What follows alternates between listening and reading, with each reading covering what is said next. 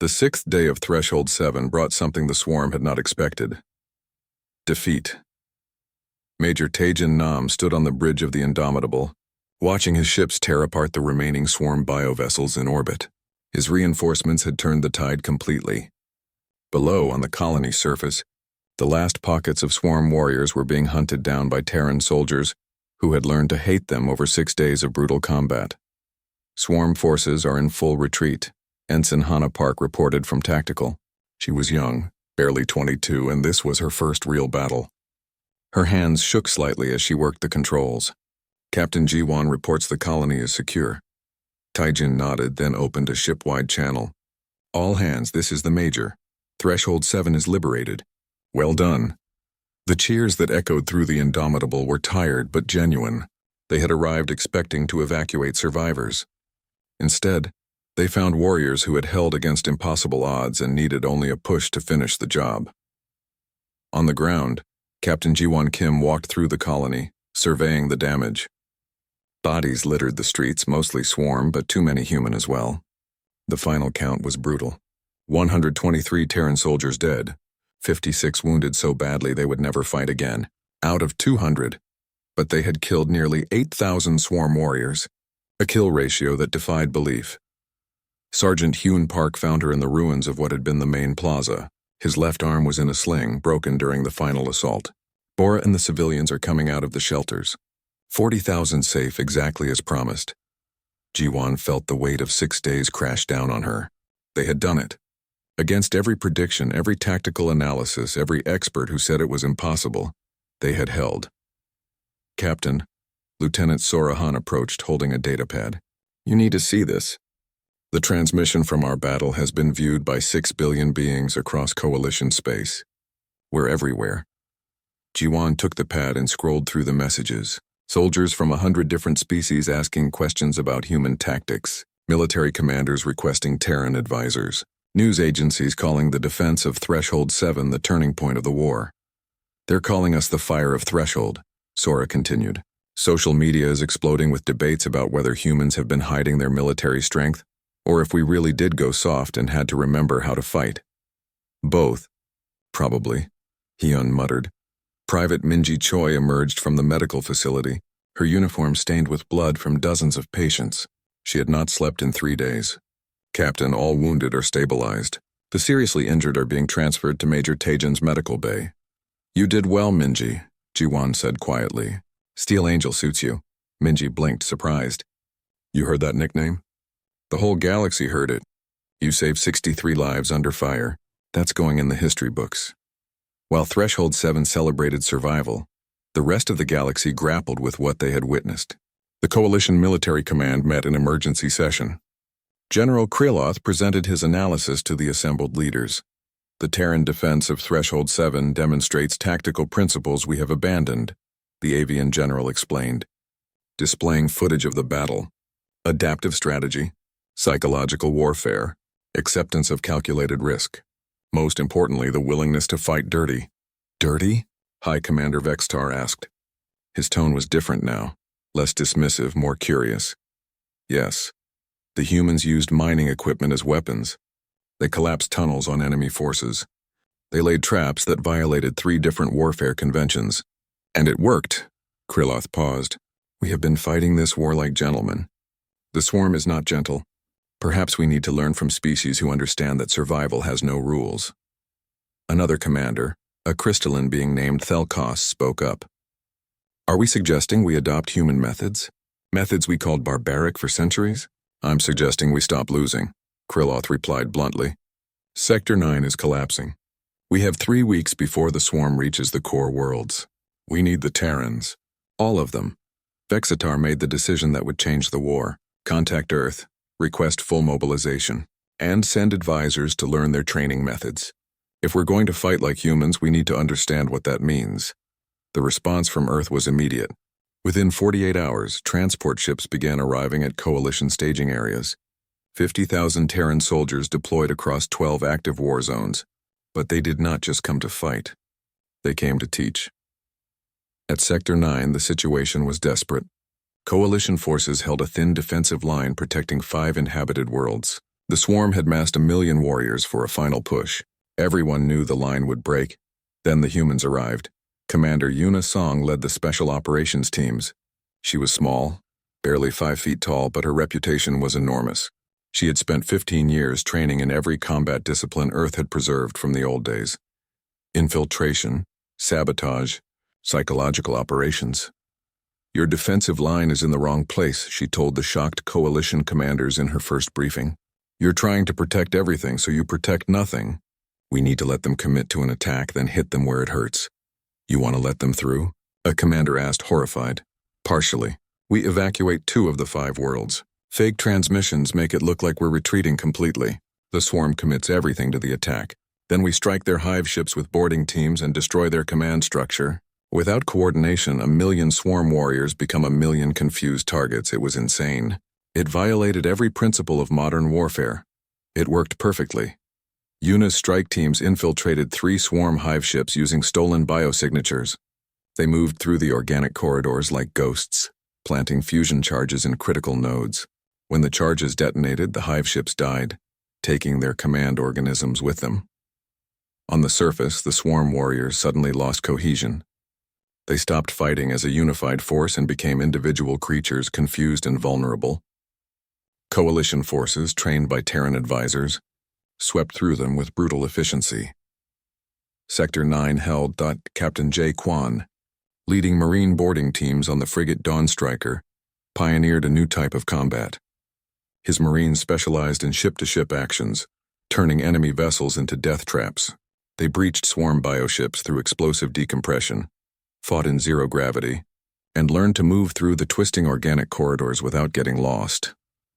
"The trick is not thinking of them as ships," Jay explained to a group of coalition Marines he was training. "They're living things. That means they have organs. Find the organs. Destroy them. The ship dies." His teams mapped the internal biology of swarm vessels, creating targeting charts that were distributed across the fleet. Suddenly, coalition boarding actions that had a 10% success rate jumped to 60%. The war was changing. Ambassador Daeho Lee coordinated the massive effort from Coalition Central. He worked 18-hour days, managing logistics, diplomatic relations, and the delicate task of teaching proud alien species that their military doctrine needed to change. "How are they adapting?" he asked General Kryloth during one of their daily meetings. "Better than expected," Kryloth admitted. "Our troops are learning. Not just tactics, but attitude. Your soldiers don't fight like they expect to die. They fight like they expect to win. That confidence is contagious. And the casualty rates? Dropping. Across all fronts, we're losing 30% fewer soldiers than we were a month ago. Your methods are saving lives." Daeho allowed himself a small smile. "Maybe next time the galaxy won't dismiss us as obsolete legends." But even as victories mounted, a new threat emerged. Deep space sensors detected something massive moving toward Coalition space. The signals were unclear, distorted by some kind of interference. All they knew was that it was enormous and it was coming fast. "What is that?" Hanapark asked on the bridge of the Indomitable, staring at the readings. Major Tajan studied the data, his expression grim. "I think that's their overmind. The thing that controls all the swarm forces. Every report we've seen mentions it. A world-sized intelligence that coordinates invasions across galaxies. If it's that big, where's it going?" Tajan pulled up the trajectory calculations and felt his blood turn cold. "It's heading for Earth, direct course. Maximum speed." 500,000 swarm warriors were converging on humanity's homeworld. The message went out across all Terran forces. Captain Jiwan, still recovering at Threshold 7, read the alert and closed her eyes. After everything they had done, the fight was coming home. "Prep for departure," she told her surviving soldiers. "We're going back." Sergeant Hyun, his broken arm now in a regenerative cast, nodded grimly. "Earth needs us. Earth needs everyone," Jiwan corrected. "This is going to be the biggest battle of the war." As Terran forces across the galaxy began racing toward Earth, the swarm overmind entered human space. Its intelligence was ancient and cold, and it had calculated that destroying humanity's homeworld would break the spirit that had turned the tide of the war. It did not understand humans at all. The fire that had been lit at Threshold 7 was spreading, and now it was about to become an inferno. The stars belonged to many races now, but humanity had become the quiet ones. 300 years had passed since Earth joined the Galactic Coalition, and in that time the other species had grown comfortable. They remembered humans as merchants, diplomats, and engineers. The old stories about Terran warriors were just that, stories. Ancient myths that made young aliens laugh and old ones shake their heads. Nobody believed humans could fight anymore. Captain Jiwon Kim stood on the observation deck of Threshold 7, a small mining colony at the edge of Coalition space. She watched the transport ships come and go, carrying precious metals back to the core worlds. Her unit, the Crimson Pack, had been stationed here for 8 months. 200 soldiers protecting 40,000 miners and their families. It was boring work, but someone had to do it. "Captain, you seeing the news feeds?" Sergeant Hyun Park entered the deck, his weathered face tight with concern. He had been a soldier for 20 years, and Jiwon trusted his instincts more than any sensor array. She pulled up the holographic display. The images made her stomach turn. Another coalition world had fallen to the Ralteth swarm, the third one this month. The swarm was unlike anything the galaxy had seen in centuries, a hive species that consumed everything in its path. They did not negotiate. They did not stop. They simply ate entire civilizations and moved on to the next. "The coalition fleet is getting destroyed out there," Hyun said quietly. "Their tactics are not working. Too rigid, too predictable." Jiwon nodded. She had read the battle reports. The coalition fought wars like chess games, careful, calculated, following strict rules of engagement. The swarm fought like a flood. It did not care about rules. It cared about overwhelming force and brutal speed. "Did you hear what High Commander Vexstar said about our offer?" Hyun continued, his voice bitter. She had heard. Earth had offered to send military forces to help. The insectoid commander had dismissed the offer publicly, calling humans obsolete relics living on ancient glory. He said Terran soldiers were soft now, suited only for peacekeeping duties. The galaxy did not need warriors from legend. It needed modern, disciplined forces. The comment had stung. Jiwon knew her soldiers trained hard. They studied old Terran military history, not because it was fashionable, but because those ancient generals had understood something the galaxy had forgotten. War was not clean. It was not fair. It was about survival. Private Minji Choi appeared at the doorway, young and nervous. This was her first deployment. "Captain, Ambassador Daeho is calling from Coalition Central. He says it's urgent." The ambassador's face appeared on screen and he looked tired. Daeho Lee had been fighting a political battle for months, trying to convince the coalition leadership to take human military capabilities seriously. He was losing. "Jiwon, they won't listen," Daeho said. "I've shown them our training records, our strategic proposals, everything. Vexstar has convinced the Council that humanity's warrior age is over. They think we're exaggerating our own history." "What about the swarm?" Jiwon asked. "They must be desperate by now." "They are. But pride is a powerful thing. The coalition would rather lose with their modern tactics than win with our old ones." Daeho paused. "Be careful out there. Threshold 7 is far from the main battle lines, but the swarm is unpredictable." The transmission ended. Jiwon stood silent for a moment, then turned to Hyun. "Double the perimeter patrols. I want sensor arrays checked every 4 hours. Something feels wrong." Hyun did not question her. He simply nodded and left to give the orders. 2 days later, the alarms screamed. "Swarm contact!" Lieutenant Sorahan shouted from the tactical center. Multiple signatures dropping out of hyperspace. "Captain, they came from nowhere. They bypassed all the coalition defense lines." Jiwon ran to the command center, her heart pounding. The displays showed a nightmare. 60 swarm bioships had appeared in orbit around Threshold 7. Each one carried hundreds of warriors. The math was simple and terrifying. At least 10,000 swarm soldiers were about to descend on their colony. "Get me a channel to Coalition Command," Jiwon ordered. Sora worked quickly. "Channel open, but Captain, the nearest Coalition fleet is 4 days away. 4 days. They would all be dead in 4 hours." "Evacuation protocols," Corporal Junho Shin suggested. "We can get the civilians to the transport ships." Jiwon looked at the display. The swarm ships were already launching drop pods. "No time. They're landing in 40 minutes. Any transport that launches will be shot down." She looked around at her officers. "We fight," Hyun stepped forward. 200 against 10,000? "Yes. The coalition will call it suicide. Maybe. But 40,000 people are counting on us." Jiwon turned to the tactical display. Sora, I want every weapon we have deployed. Shunyo, start rigging the mining tunnels with explosives. Hyun, divide the troops into mobile squads. We're not fighting their way. We fight like humans. The next 30 minutes became a blur of preparation. Civilian Representative Bora Yoon organized the evacuation of families into the deepest shelters, built to survive asteroid strikes. G1 soldiers spread through the colony, turning it into a fortress. They did not build walls. Walls could be broken. Instead, they created killing zones, choke points, and ambush corridors.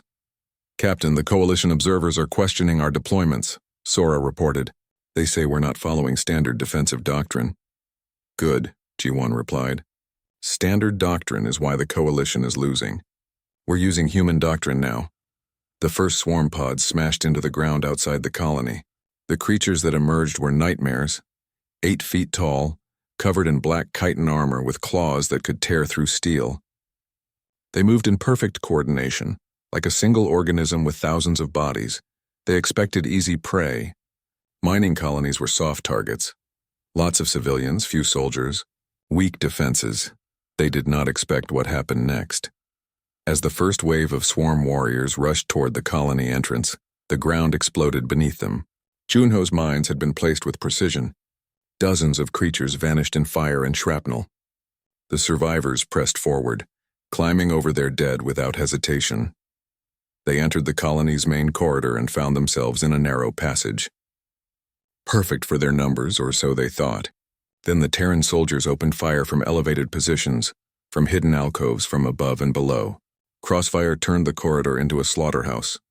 The swarm adapted quickly, trying to flank through side passages. They found more ambushes, more traps, more death. The humans did not stand and fight like the Coalition forces. They fired, retreated, lured the enemy into kill zones, then struck from new angles. Jiwan watched the battle unfold from tactical command. Broadcast this on open channels. Maximum range. I want everyone to see, Sora hesitated. Captain, that will attract attention. That's the point. The galaxy thinks we're legends. Let's remind them why legends exist.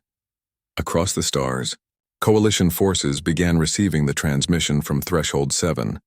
They watched as 200 human soldiers fought with a savagery and cunning their modern militaries had forgotten. They watched as ancient tactics, fire and maneuver, ambush and counterattack, psychological warfare, turned impossible odds into a brutal stalemate. On his flagship, High Commander Vextar received the transmission. His officers watched in silence as humans fought like demons. Sir, one of his aides said quietly, perhaps we were wrong about the Terrans. Vextar said nothing, but for the first time in months he felt something that had been missing from the war against the swarm. He felt hope. The battle for Threshold 7 entered its second day, and the killing had not stopped. Captain Jiwon Kim moved through the colony corridors, her armor scorched and dented. Blood stained her hands, though none of it was hers. Around her, soldiers reloaded weapons with mechanical efficiency, their faces blank with exhaustion. They had been fighting for 30 hours straight. The swarm never rested, so neither could they. Casualty report, she asked Sergeant Hyun Park, who leaned against a wall, catching his breath. 43 dead, 92 wounded. Minji is working miracles in the medical bay, but we're running out of supplies. Hyun's voice was rough. The swarm has lost maybe 3,000. But they keep coming. Ji-won looked at the tactical display. The swarm had tried 7 major assaults. Each one had been beaten back with horrific losses on both sides. But the numbers told the truth. Humanity was bleeding while the swarm had bodies to spare. They fight like machines, Lieutenant Sorahan said, monitoring the sensors. No fear, no hesitation. Just constant pressure. Then we fight like humans, Ji-won replied. Fear can be a weapon. Hunyo status on the tunnel demolition. Corporal Junho Shin grinned, though his eyes were dark with fatigue. Charges are set in Tunnel 7. It connects to their main landing zone. If we can lure enough of them inside, do it. The trap was simple but brutal. Hyun led a squad into Tunnel 7, firing as they retreated, making it look like a desperate fallback. The swarm, sensing weakness, poured thousands of warriors into the tunnel, chasing what they thought was prey. Junho waited until the tunnel was packed with enemy soldiers. Then he triggered the charges. The explosion could be heard across the entire colony. Millions of tons of rock collapsed, burying 2,000 swarm warriors in an instant. The shockwave knocked soldiers off their feet. Dust billowed through the corridors. When the rumbling stopped, G1 checked the displays. A huge section of the swarm formation had simply vanished. Scratch 2,000 hostiles, Junho reported, his voice shaky. Tunnel 7 no longer exists. Across the galaxy, billions of beings watched the transmission from Threshold 7. The images were raw and uncensored. They showed human soldiers fighting with weapons the Coalition considered primitive: projectile firearms, explosive charges, bladed weapons for close combat.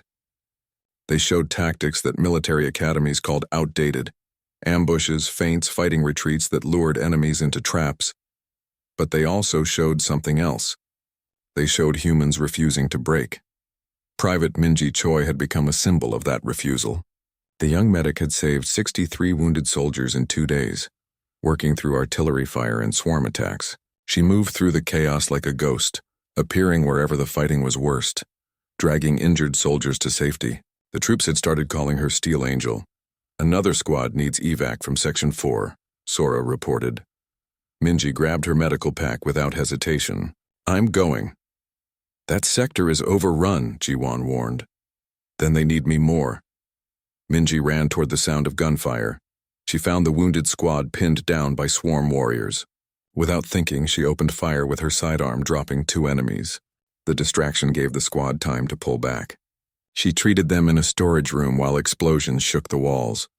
One soldier, his leg torn by claws, looked at her with wide eyes. You're crazy coming into this hell. Minji smiled as she sealed his wound. Someone has to. Now shut up and let me work. The transmission showed all of this.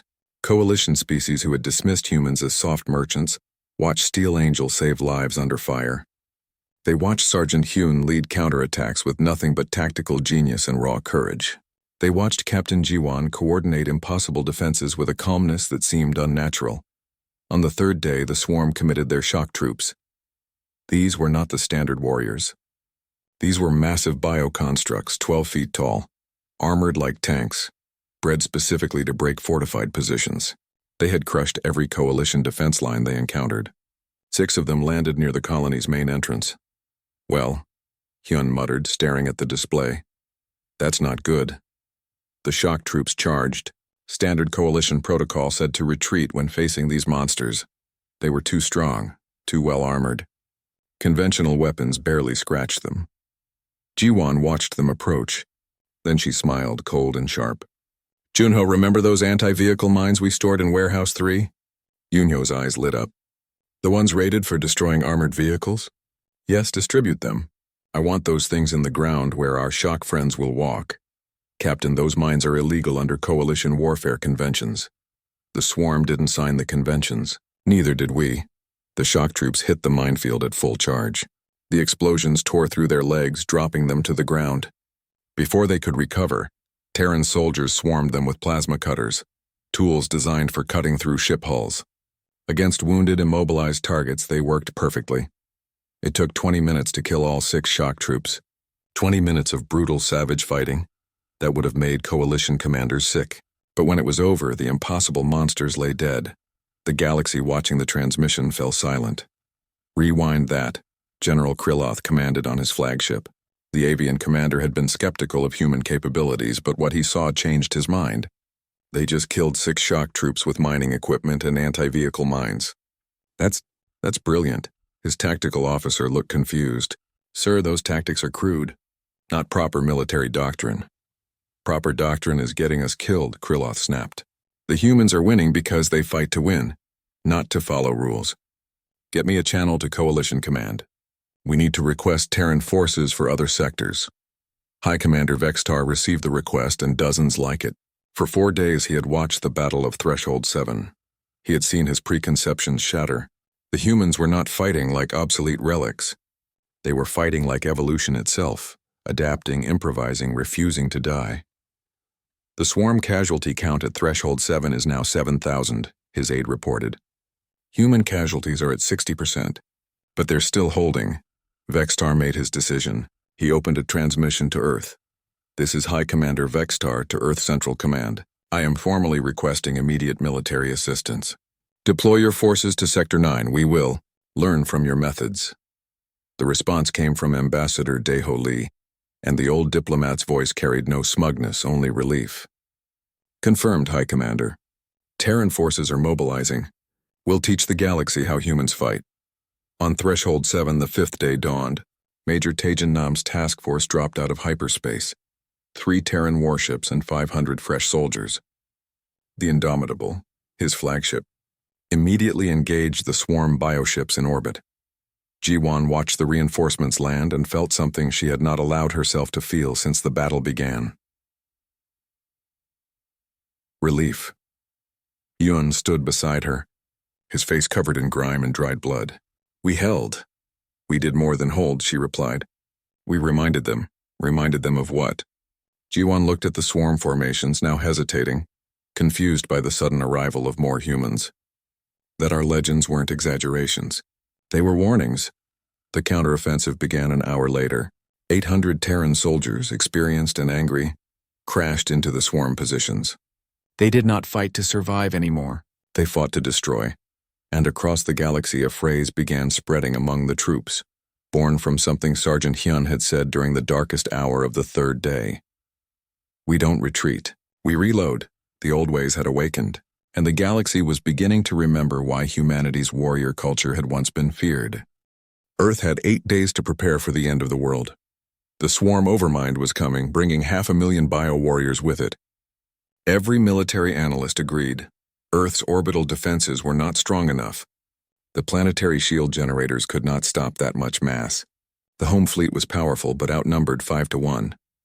We're going to lose the orbitals, Admiral Soman Beck said bluntly in the Emergency Defense Council. She was the highest-ranking officer in Earth's Navy, and she did not believe in sugarcoating reality. The question is how long we can hold them before they land. Then we prepare for ground combat, General Wu Jin-che replied. He commanded Earth's army, and his weathered face showed no fear, only determination. If they want Earth, they'll have to fight for every meter. Around the table sat humanity's leaders and also representatives from the coalition forces that had rushed to Earth's defense. General Kryloth was there, along with commanders from 6 other species. They had come to repay the debt. Humanity had saved their worlds. Now they would try to save humanity's. Captain Jiwon Kim's task force will arrive in 4 days, Ambassador Deho Lee reported. Major Taijin Nam's fleet in 5. Commander Unisong's special forces in 3. We're pulling everyone back. What about the other fronts? Kryloth asked. We're abandoning them, Deho said quietly.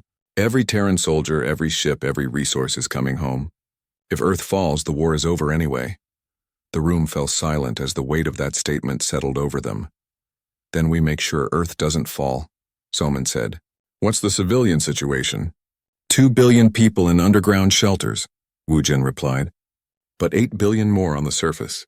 We can't evacuate that many. Most of them are choosing to stay anyway. They want to fight. You're arming civilians? An alien commander asked, shocked. This is Earth, Wu Jin said simply. Every adult has basic combat training from school. It's part of our culture. If the swarm lands, they'll find out that humanity doesn't have soldiers and civilians. We just have people who fight and people who haven't been given weapons yet. 3 days before the swarm arrived, Commander Unisong's strike teams reached Earth. She immediately began planning the most dangerous mission of her career. I need to get inside that overmind, she told the War Council. It's coordinating the entire swarm. If we can kill it, their forces will lose cohesion across the galaxy. That thing is the size of a small moon, Soman objected. How do you plan to infiltrate it? Una smiled, cold and sharp. The same way we infiltrated their hive ships.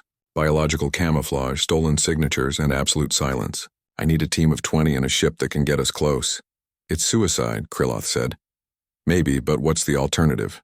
Let it coordinate the attack perfectly while we die slowly? Una shook her head.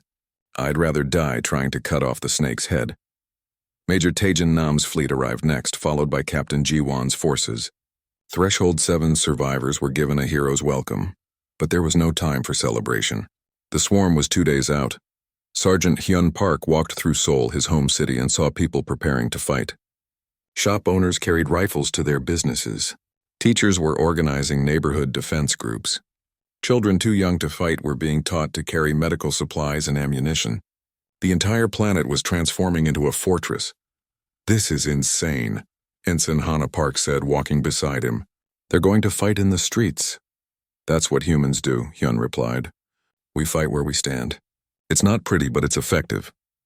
Private Minji Choi set up triage centers in subway stations, concert halls, and shopping centers. She trained thousands of volunteer medics in rapid trauma care. She knew the casualties would be horrific, and she was determined to save as many as possible. How bad is it going to be? A young volunteer asked her. Minji did not lie. The worst thing you've ever seen. And then worse than that. But we're going to save who we can. That's what matters. Captain Jae-Kwon's Marines prepared for orbital combat.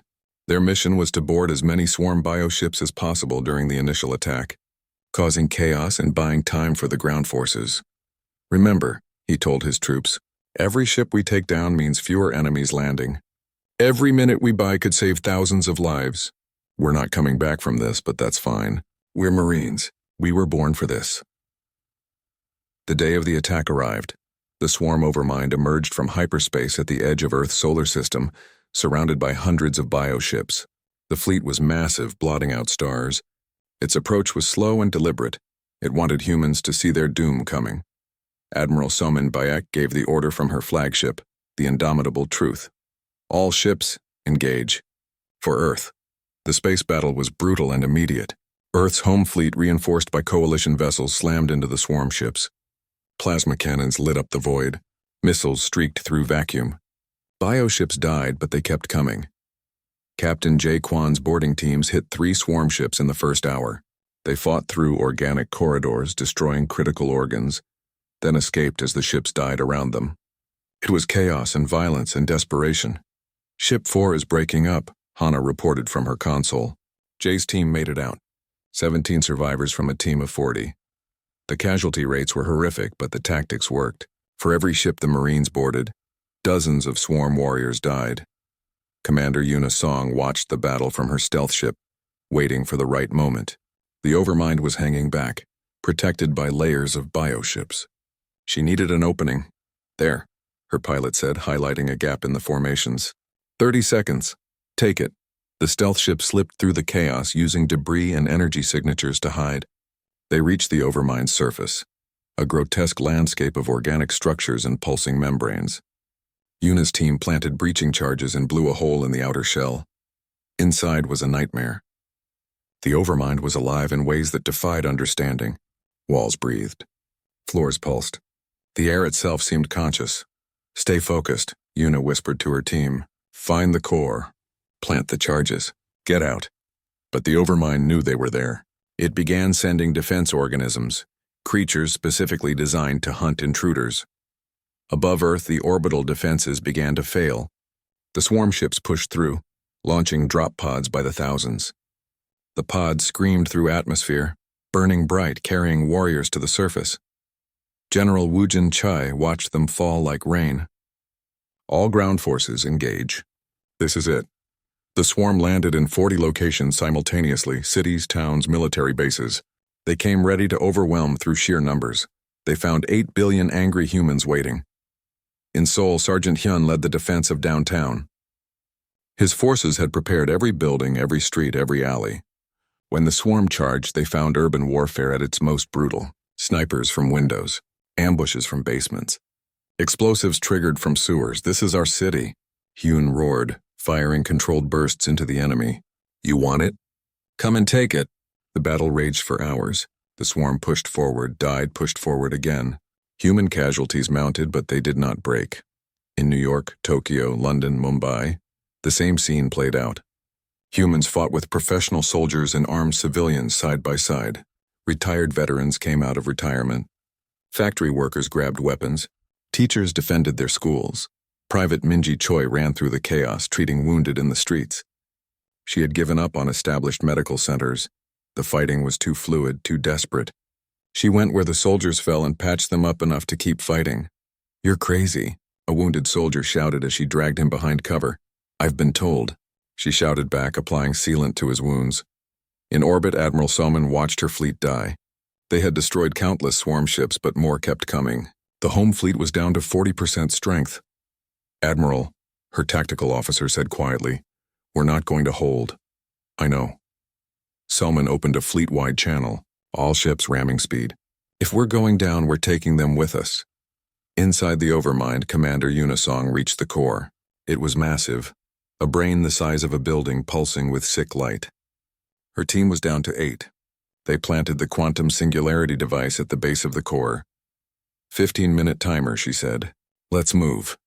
They ran back through the corridors as the Overmind realized what they had done. Defense organisms poured from every opening. Yuna's team fought desperately, losing people with each step. 6 made it to the extraction point. 4 made it to the ship. 2 were Yuna and her pilot. Go, she screamed. Get us away from this thing. On Earth, the 3rd week of fighting dawned. Sol was still held. The swarm controlled 30% of the planet's surface. Human casualties had reached 2 million, but they were still fighting. And then in high orbit, the Overmind exploded. The quantum singularity device tore reality apart, consuming the massive intelligence in a burst of impossible light. Every swarm warrior across the planet suddenly stopped, confused, lost. Without coordination, they were just animals now. General Wu Jin ordered, "All forces, counterattack." The tide of battle shifted in an instant. The death of the Overmind echoed across the galaxy. On Earth, 3 weeks of hell had transformed the planet into a battlefield that would be studied for generations. Commander Unisong's sacrifice had worked. The quantum singularity device had torn apart the massive intelligence coordinating the swarm. But the victory was not instant. 500,000 warriors were already on the surface, and even without central control, they were still deadly. The difference was that now they could be beaten. Sergeant Hyun Park led the counterattack through Seoul's streets. For 21 days he had fought in his home city, watching it burn, seeing civilians die, holding positions that should have been impossible to defend. His unit had started with 200 soldiers. Now he had 43. But those 43 were enough. They're confused, Lieutenant Sorahan reported, monitoring swarm movements. No coordination. They're attacking randomly, individually. Then we stop fighting defensively, Hyun said. Spread the word, all units advance. We take our city back. The human forces surged forward. They had learned every trick, every weakness of the swarm during 3 weeks of brutal combat. Now they used that knowledge with devastating effect. Squads moved through the ruins like hunters, targeting isolated swarm groups, using the terrain they knew better than any invader could. In Tokyo, Mumbai, New York, and 100 other cities, the same transformation occurred. Defense became offense. Retreat became advance. The humans stopped trying to survive and started trying to win. Private Minji Choi worked in a makeshift hospital in a subway station, treating the endless stream of wounded. She had not slept in 40 hours. Her hands shook with exhaustion, but she kept working. Every life saved was a victory. Minji, another medic said gently, "You need to rest. I'll rest when it's over." She moved to the next patient, a soldier with burns covering half his body. "Stay with me. You're going to make it." The soldier tried to speak, but she shushed him. "Save your strength." "That's an order." Captain Jiwon Kim coordinated the planetary counteroffensive from the military command center deep beneath Geneva. The tactical displays showed a planet bleeding but not broken. Human forces were pushing the swarm back on all fronts. "Coalition fleets are arriving," Admiral Salman Bayek reported. Her face appeared on screen, haggard but fierce. 6 major battle groups just dropped out of hyperspace. General Kryloth sends his regards and says he's here to even the odds. "Better late than never," Jiwon replied with a tired smile. The coalition forces had been racing toward Earth since the attack began, but space was vast and hyperspace travel had limits. Now they arrived in overwhelming numbers, ships from a dozen species all coming to defend humanity's homeworld. General Kryloth stood on his flagship's bridge and looked at the scarred planet below.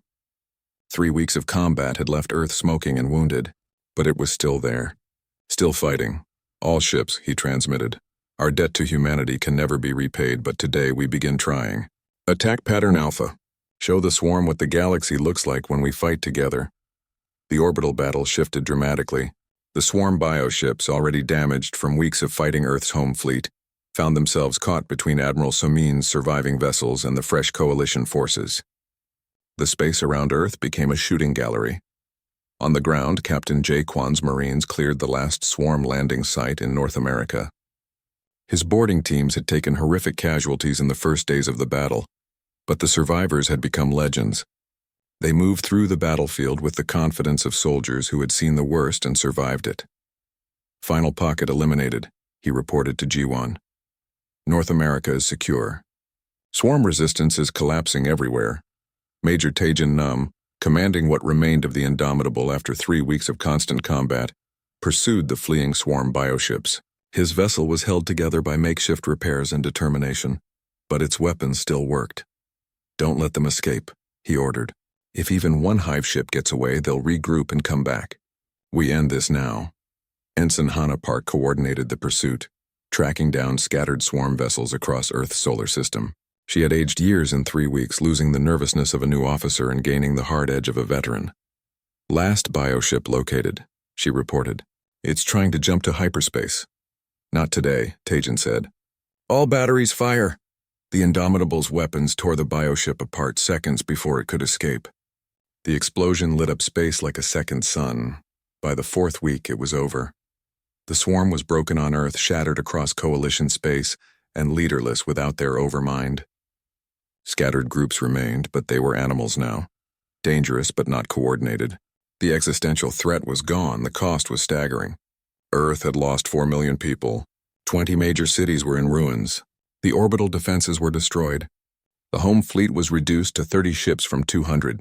But Earth still stood. High Commander Vextar made a personal visit to the planet, something almost unheard of for the Coalition's supreme military commander. He stood in the ruins of Seoul and looked at the humans rebuilding around him. Sergeant Hyun Park stood nearby, his arm still in a cast, watching construction crews clear rubble. I owe you an apology, Vextar said quietly. I called your people obsolete legends. I was wrong, Hyun shrugged. We get that a lot. Usually right before we prove people wrong.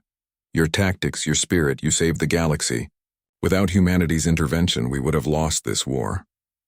The insectoid commander paused. The Coalition Council is offering Earth's supreme military command. We want General Ji-won Kim to lead our combined forces. Captain Ji-won, Hyun corrected. Not anymore. As of this morning, she's a general. The council was unanimous.